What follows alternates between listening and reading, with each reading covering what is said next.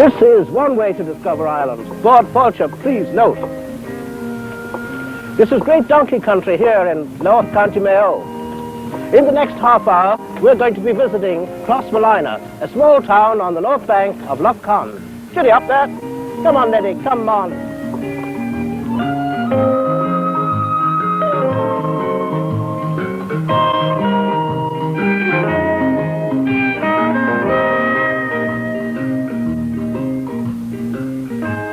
Tucked away in North Mayo, Crossmolina is surely the typical Irish country town.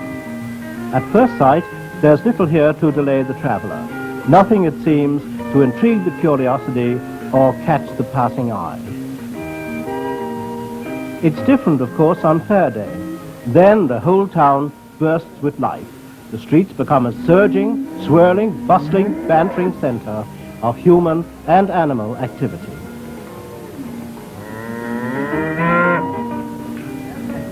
Crossmolina, and scores of towns like it, are part of what's sometimes called, with truth, the forgotten West. Struggling to survive, particularly in the dead periods between fair days or tourist seasons, many a small town has found it easier to let the world go by. But some have shown themselves still capable of a pioneering determination that brings echoes of a more distant but not quite so forgotten West.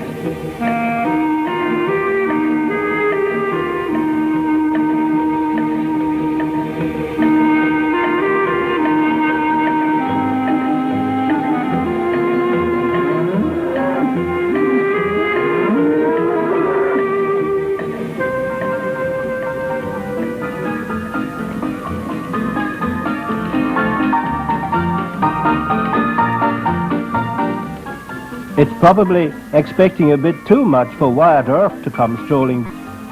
But shucks and doggone it, I do wish my boss'd get a move on in there. I just want to go home, man. On this fair day morning in Crossmolina, the visitor can look around and find the entire past and present of 1,000 Irish country towns. For centuries, this community has existed primarily to provide a trading centre for a farming district.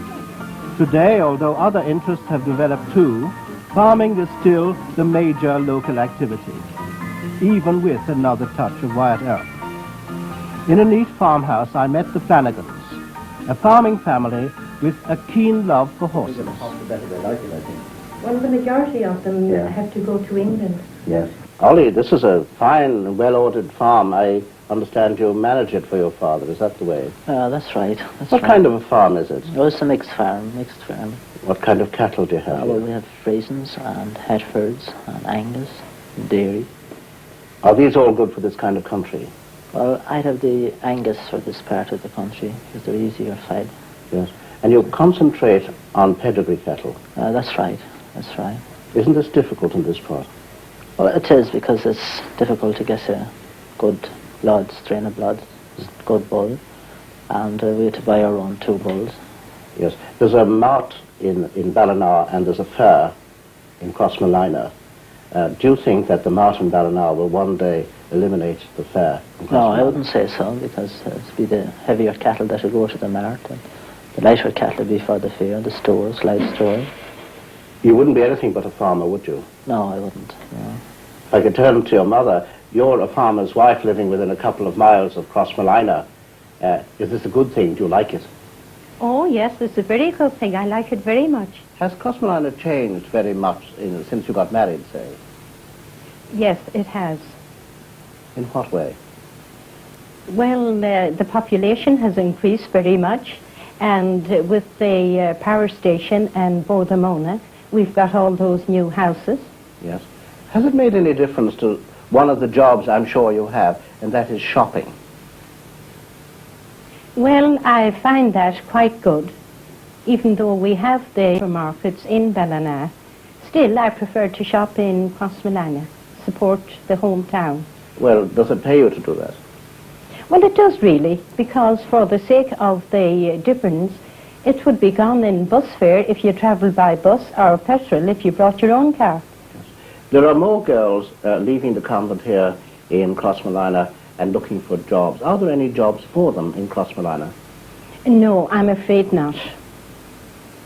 They have to go to other places, and the majority of them go to England, unfortunately. Turning back to you, Ollie, I believe that you have a great hobby, horses. That's right. Do you do much show jumping? I just show jumping all around the country. Have you won many prizes? Several prizes. How long have you been jumping? I've been jumping off since I was 12 years. Mm-hmm. How many horses do you keep? I keep 7 horses. Have you any ambition in horse jumping? One ambition is to get round Ballsbridge. Ballsbridge rosettes, no doubt, will come in time. But meanwhile, the day-to-day farming life must continue, while the streets of Crossmolina offer themselves as a parade ring, an auctioneer's paddock, and a close, intimate trading forum. How many farmers and dealers does a small town like this attract on a fair day? 100? 300? 500 or so? Your guess is as good as mine.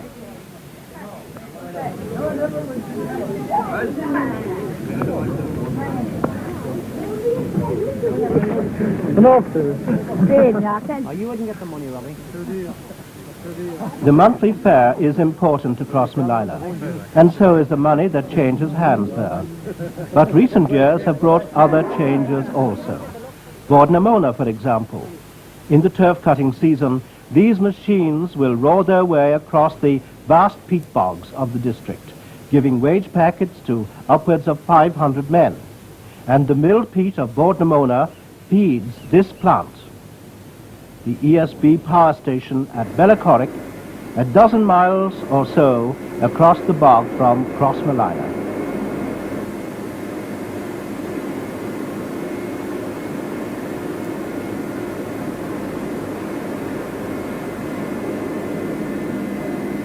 ESB and Bordnamona have brought more than electricity and snug fireplaces to Crossmolina. They've brought a welcome impetus of their own, and physical progress such as this new ESB housing scheme. But the ESB families aren't the town's only distinguished new residents. On the outskirts of Crossmolina, I walked in a quiet garden with His Lordship, the Bishop of Tuam. Your Lordship, as Bishop of Tuam, I'm surprised that you live so far away here in Crossmolina. Well, you might be surprised, but in fact it's not so surprising after all when you think that I'm also, you see, Bishop of Killala and Conry. And up to a few years ago, we had 2 separate units, one of the diocese of Tuam, one of Killala and Conry. And therefore there was a lot of work to do down in that end of the diocese. But with the decreasing numbers in our diocese, 5 years ago we united into 1 unit. And from that moment onward, it was quite obvious to us all that the natural centre for the diocesan work was Ballina. And therefore, for economical reasons and for reasons of efficiency, we found it better to come and live near Ballina. It must be a very extensive diocese. Yes, indeed it is. It's very large. It covers the greater part of Galway, the whole of County Mayo, a large part of Sligo, and a little piece of Roscommon. Yes. Are there many people living in the diocese? Not a great many, Yes. indeed, and they tend still, of course, to decrease, but still those who are there are very loyal indeed to the church and keep us very busy. It must be the largest diocese. Oh, it is. Yeah. Well, do you like living here in Crossmolina? Very much indeed. Yeah. I've spent all my life up to now living in big cities, and I find there's a most pleasant change to live in such a pleasant little community. A pleasant little community and a pleasant change. Another Church of Ireland clergyman in Crossmolina has good reason also to speak about change. Here, in his converted stable cum boatyard, Canon Herbert Priest relaxes, far from his native Germany. Crossmolina means change too for his German-born wife. But why Crossmolina? This must be a very exacting hobby for you, Canon, boat building. Well, I've done it for a number of years, and I find it a great relaxation. I suppose you'll be doing some more in the future. Yes, I would like to build an ocean-going boat. Oh, you would? Where is this one intended for, this particular boat? This is for Loch Con. Yeah. Oh, I see. Loch Con is a relatively new lake to you, at least talking in terms of years, because you're only here for about 3 years. 3 years, yeah. Yes. How is it you came to come to this? Well, I had over 30 years on the battle line, as I call it, 5 years in Nazi Germany, and then 20-odd years in industrial parishes in England. Yes. In Germany, were you in the Lutheran Church? Yes, I was a minister of the Lutheran Church, but unfortunately our bishop had turned Nazi. Yes. And so finally I was turned out. Yes. You went to England then? Yes. I got an invitation from the Church of England to come and start a new life in England. Yes. And you said you spent a number of years there. Because I was in Sheffield, for one thing, amongst the steel workers. Yes. And now you come to Crossmolina. How do you come to be in Crossmolina? I found, in one of the church papers, I found an advert where the living was offered. Yes. And I needed a parish where I could relax a little bit and think things over. Did you find it? I did. I find almost too much relaxation. What are community relations like between the denominations here in Crossmolina? Well, I don't think you could wish for anything better. Yes. And especially since the Vatican Council. Has there been a noticeable change as a result of that, do you think? I find that the ordinary Catholic laymen find a great relief Yes. to be able to look upon us as the separated brethren.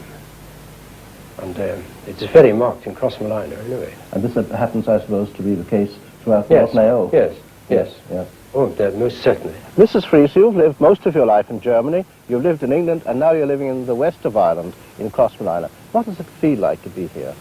You have got to get used to the change of mode of life.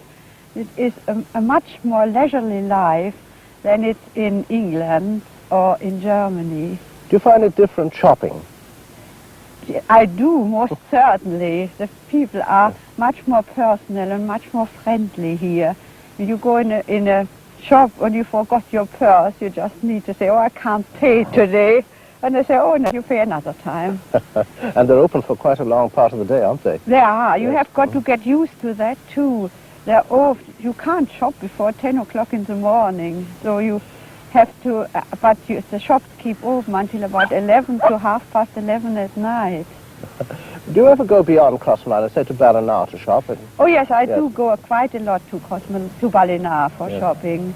Do you find that you can get almost anything you want between the two towns? Oh, no, by no means. For any extras, like good books or anything like that, I have to go usually to Dublin. Yes. Your children are going to boarding school, I believe, or two of them. Yes, the two younger ones going to boarding school in Sligo. Well, now, they come from what was a German-educated father and mother. They were brought up in England. How do they find adjusting to Irish education?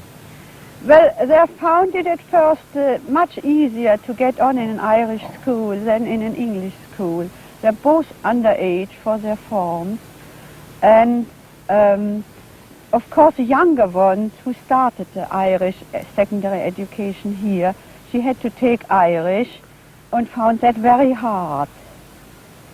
And, but today, thank goodness, we had the notice that she can take her Inter without the Irish.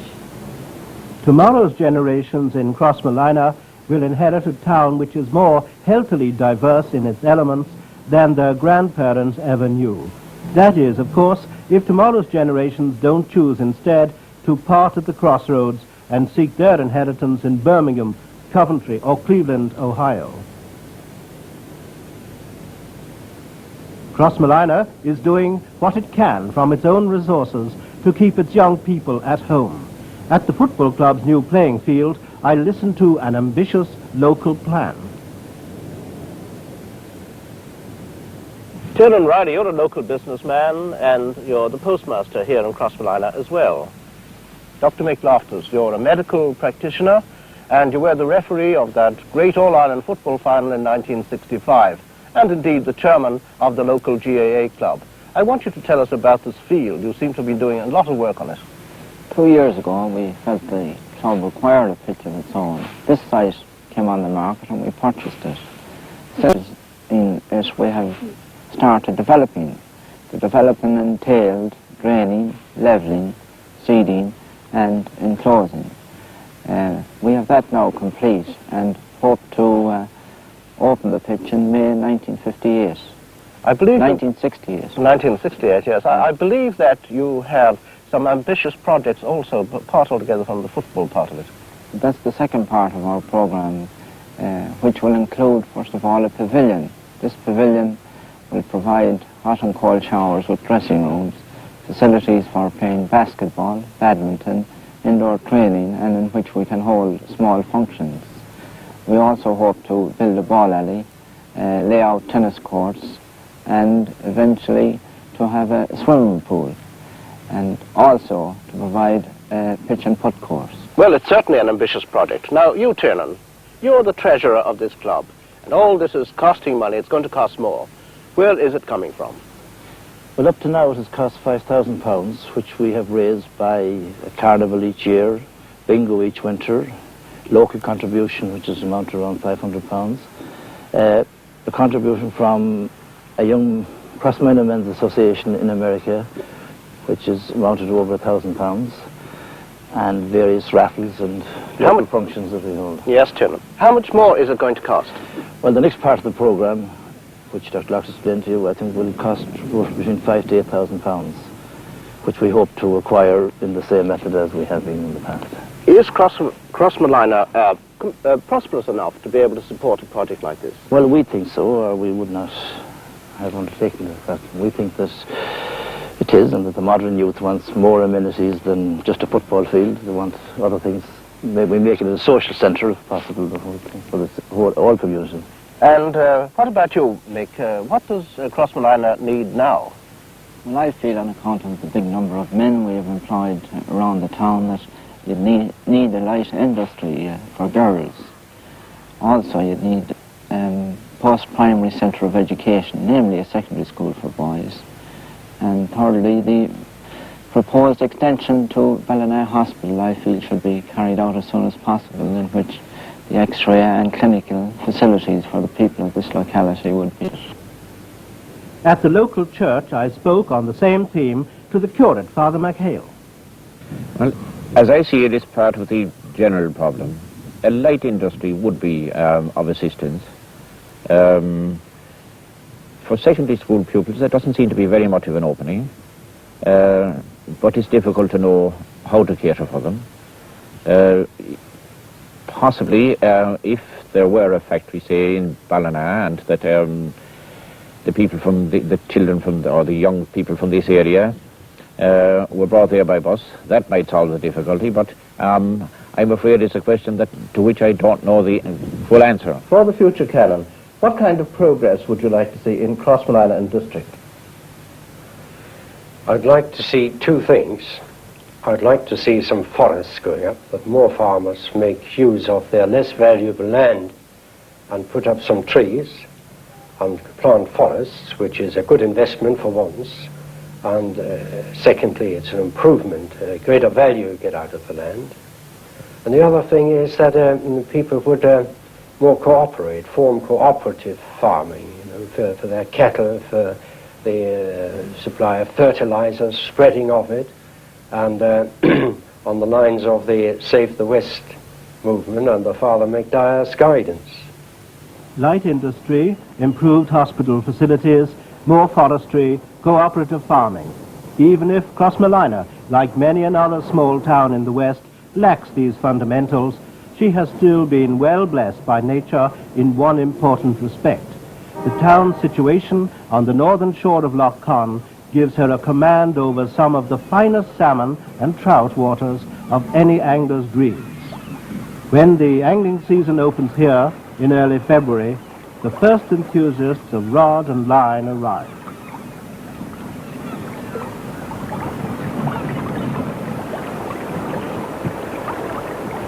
Lough Conn is one of the best fishing centres, not only in Ireland, but in Western Europe as well. And indeed, many people come from Western Europe to fish here. There's some of the best salmon and some of the best trout in the whole world. And it's free fishing too. I'm not a fisherman myself, and indeed it's only now I'm beginning to realize what I've... Not only this, but the petrol fumes and the traffic turmoil of Connell Street and Westmoreland Street, and all the fuss in Television Centre in Montrose. And another advantage, I haven't got a telephone here. So if anybody's looking for me, they won't find me. And even if they do find me, my seekers will probably fall for it too. This paradox of fishermen's solitude and partygoers' gaiety. In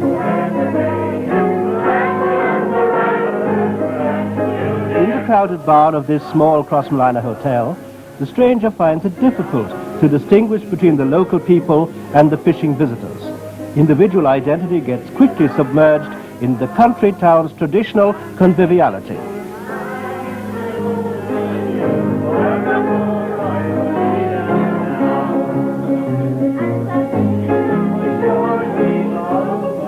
For Crossmolina, the angling season has opened. For the fishing enthusiast, this is the chance to brush up on last year's tall stories, in preparation for this year's even taller ones.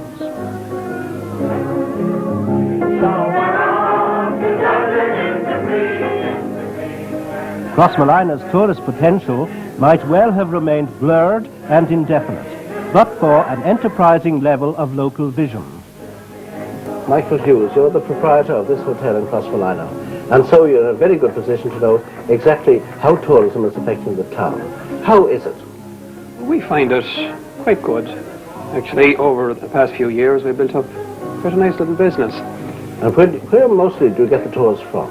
Well, we get some from Ireland, England, and quite a number from the continent as well. I was very impressed to read your pamphlet, which is in German, inviting German people to come here. Well, this year we decided we'd try and have one of our brochures done in German. We feel that we have something to offer the continental angler, which he hasn't got at home, and we're hoping this year that it will be successful. In addition to your work as a hotel proprietor, you're also involved in the Traders Association of the town. How is trade in Crossmolina? Is it prosperous? Trade is quite good generally, but we feel that with a little effort from all the traders that we would be able to improve it maybe even more. Anywhere, anytime, there's a strange, compulsive fascination about the fraternity of anglers. And here in Crossmolina, there's an additional element, an indefinable sort of local dedication, a spirit of community involvement that seems to integrate the fish-packed waters of the lake into the town itself. A whole lifetime devoted with passionate intensity to Lough Conn is neither unpractical nor unusual. Tony McNeely, you're a Crossmolina man. How long have you been fishing in Lough Conn? About 30 years. 30 years is a long, long time. It is, yes. Well, now, have there been many changes in the 30 years you've been fishing there? There has, because you have engines now to do trolling and the likes of that. Whereas when I started first, there was no engine at all on the lake. You had to pull. The oars were the general thing. That was the way you had to get round from place to place. Well, this is normal evolution, isn't it? Yes. You have now engines. Well, now, in the last few years, the level of the lake has gone down. It has. Yes. How is that? Well, owing to the Moy drainage, it has gone down a good bit. And I think it's for the better. How could this be for the better now, Tony? Well, this has reduced the overall surface area of the lake. And what does this mean as far as fishing is concerned? Well, you have the same amount of fish in a smaller area. To get away from fishing, and to talk now about Crossmolina itself, how has it changed in the years that you've known it? Well, when I was a boy going around here in my bare feet, there was a good few thatched houses in the town.